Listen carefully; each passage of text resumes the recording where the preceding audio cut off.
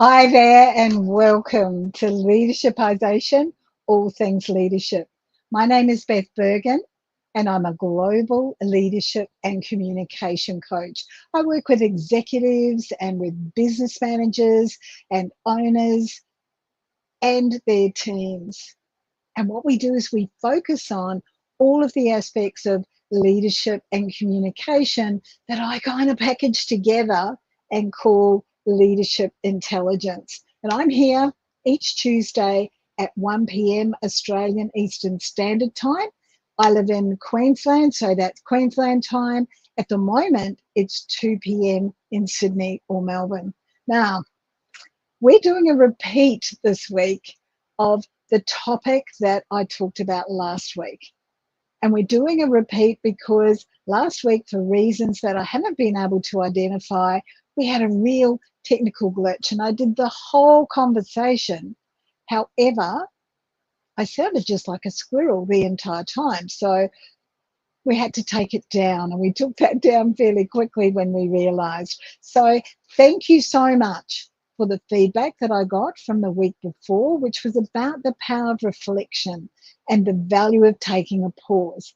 So this week, what I want to do is to return back to that continuation of boundary setting, because this is so important in all areas of our life. I want to look today at practical ways and at polite ways to do this, because very often setting boundaries is just as important for our friends and our family as it is in the work environment. Now, whether it's friends and family or whether it's at work, you want to be polite. You probably want to maintain a good relationship, and you want to do it in a professional or a semi-professional kind of way so that you can manage to maintain those relationships. What we need is solid boundaries, and we need for those boundaries to be clearly communicated. So let's have a look at what might be required here. The first point is assertive communication. Now, if you don't know what that is, passive's over here, aggressive's over here, and assertive is bang smack in the middle. This is where what we're doing is going for a win-win situation, where what we're doing is clearly saying what we mean and meaning what we say. And it's adult to adult, where we're not blaming, we're not chastising, we're not giving in, we're not getting angry. There's not a lot of emotion attached to it. There's a strong desire for both people to come out the other side understanding that this is what's required, this is what I'm asking for.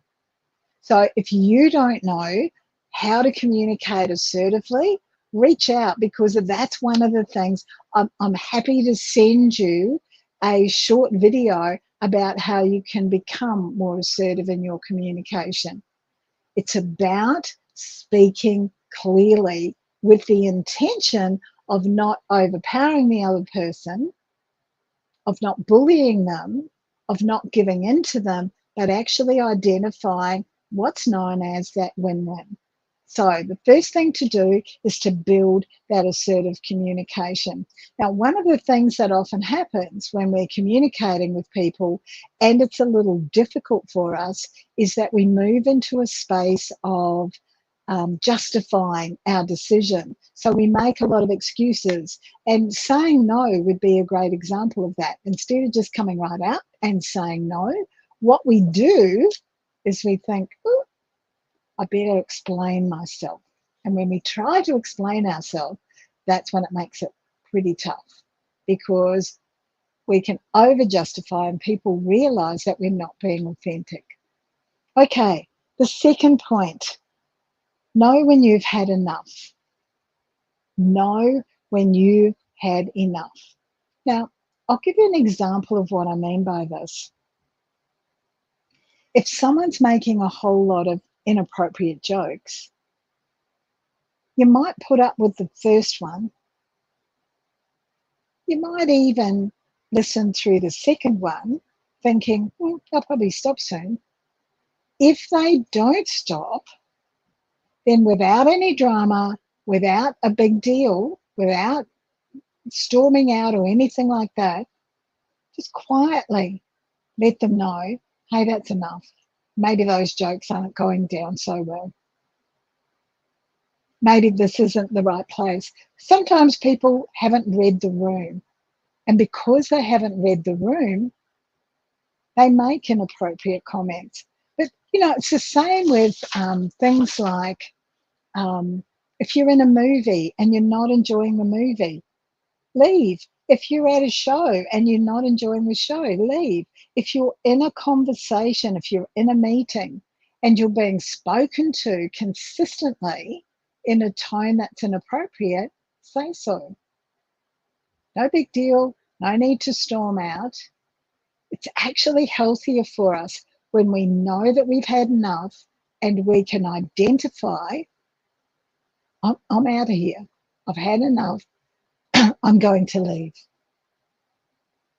Or standing up. I remember once, many years ago, standing up in a meeting and saying, if you're going to continue to talk to us like we're idiots and with that much disrespect, I'm going to leave and I'll come back when you've calmed down a bit.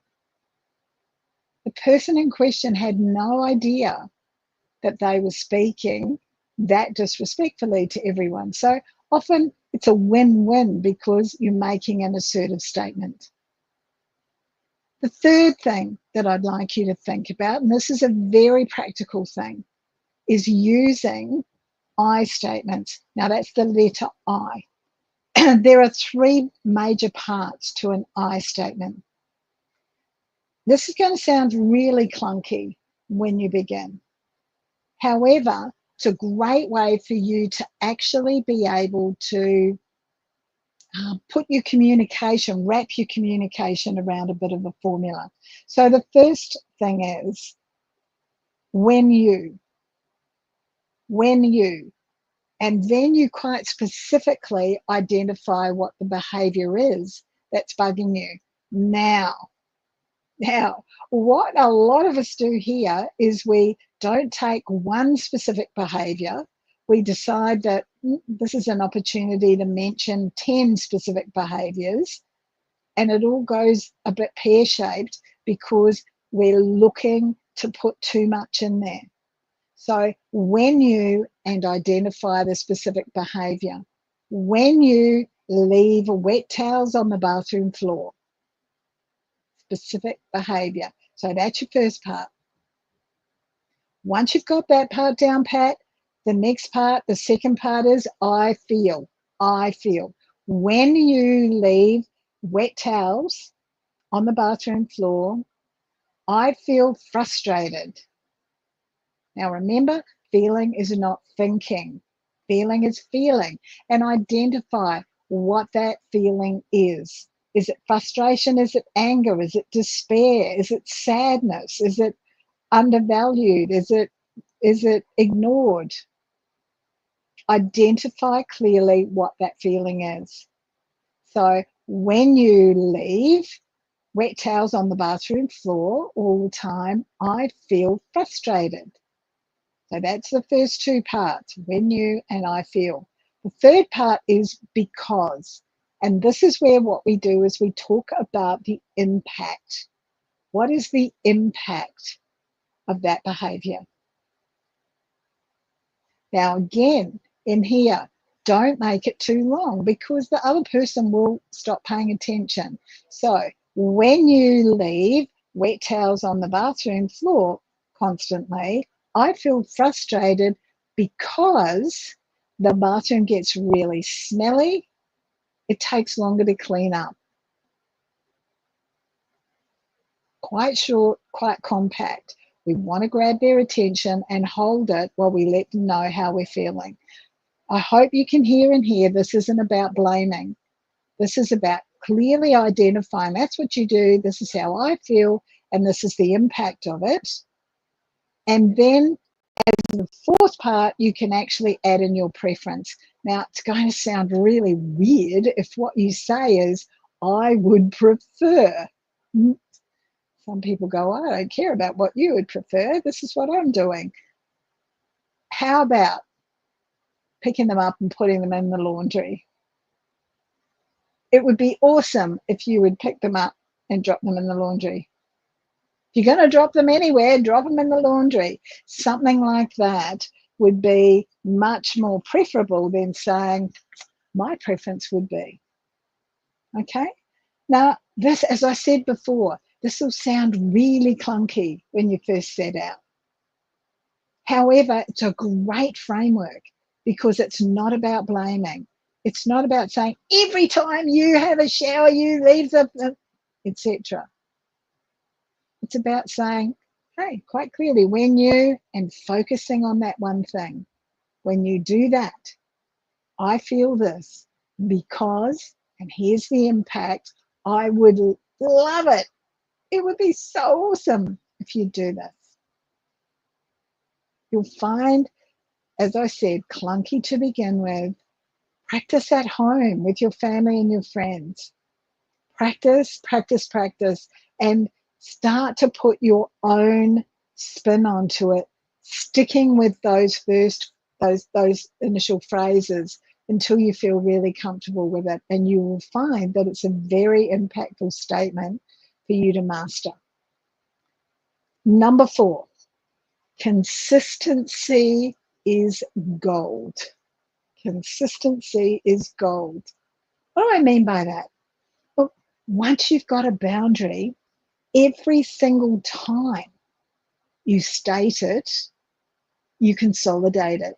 You make it, it's kind of like adding bricks to a wall. I'm stating it, another layer of bricks have gone on. And it's really important that you state them, not only that you state them, but also that you stick to them. Because when you stick to them, others see them as being you valuing yourself. If you don't stick to them, then others think that they can negotiate with you about them all the time. Help people to understand these are my boundaries. I don't want to negotiate them with you. Now, there's always going to be some people who will push back. There'll always be people who want to resist your boundary because it suits them to have it different. You can determine, like, I have different boundaries for different people in my life and for different circumstances in my life. But the core boundary, at its core, that boundary is the same. There's just more that I might tolerate or negotiate with different people in different circumstances. You need to be firm, you need to be assertive, and you need to be really consistent about applying that boundary. Use an I statement when someone ignores your boundary. I feel, when you, however they've ignored your boundary, I feel disrespected because this boundary is important to me. Make sure that you are applying that consistency. The 5th thing here is talking to others. Talking to others. Now, this is where you might talk to a coach, you might have an on-site mentor, you might have some kind of supervisor, there might be an older person in your family that you can talk to get some guidance. How do they handle that member of the family? How do they handle them? Now, if it's a family matter, and even if it's a work-related matter, when you're asking people how they handle a particular person, particularly if they're a difficult person to handle, make sure that whatever that response is aligns with your boundaries and with your values. So in a family situation, often what happens is that, we just ignore it. We just pretend nothing's happened. If you don't want to pretend nothing's happened, then that's probably not the right person to ask how you can deal with it. So this is where You can get that guidance, those input, those strategies from someone who is in the situation, but also, excuse me, someone who's from outside the situation. You know, a coach, a mentor, or a supervisor in the work environment and in your personal life can be really useful for you to have. So talk to others and bounce so that you can build that skill set. Final one is timeout. Timeout. Now, this is absolutely twofold. It's important that you step away from situations where your boundaries are being encroached on all the time. And that's important for your physical health and also for your mental health. So make sure that you take that time. Make sure also that what you're doing is stepping away from the situation. So what you're doing is giving yourself the space to recalibrate. If there's a situation where it has to be dealt with now, and you can feel that your boundaries are being encroached on, and you can feel the tension rising in yourself, be prepared to step away. Step out and take some deep breaths. Go for a short walk. Calm yourself down. And in some cases, particularly when the boundary is a really strong one, and particularly when it's friends and family, you may well have to step away completely. If you're never getting that respect, if no one is honoring your boundaries, family, friends, or in a work situation, remove yourself from that situation. It's never the easiest resort, but if you've tried all the other things, then taking that time out and stepping away on a more permanent basis may be exactly what you need to do. Okay, let's sum this up then. What it really comes down to is respect and self-care. Now, this respect, in terms of setting boundaries, isn't only for you, but it's also for others. It's helping others to understand that you respect yourself. I matter. I matter. You matter. And we all deserve to be treated well. So that's it for this week. We'll have some more about boundaries next week, more detail about exactly how to set those boundaries. Now that we've looked at what are some of the skills that we're going to need to actually be able to communicate those boundaries. So I love it if you've got questions or comments. I've got a lot of comments there from Dre. Thank you so much. And also, if you're watching this, hashtag replay. Now, if you notice there's a technical glitch, let us know. And we will fix that up as soon as we can. So I'm happy to have those comments and those questions. Reach out if you think that there's more that I can do with you and assist you with in terms of setting boundaries. Otherwise, I will see you same place, same time next week. Bye now.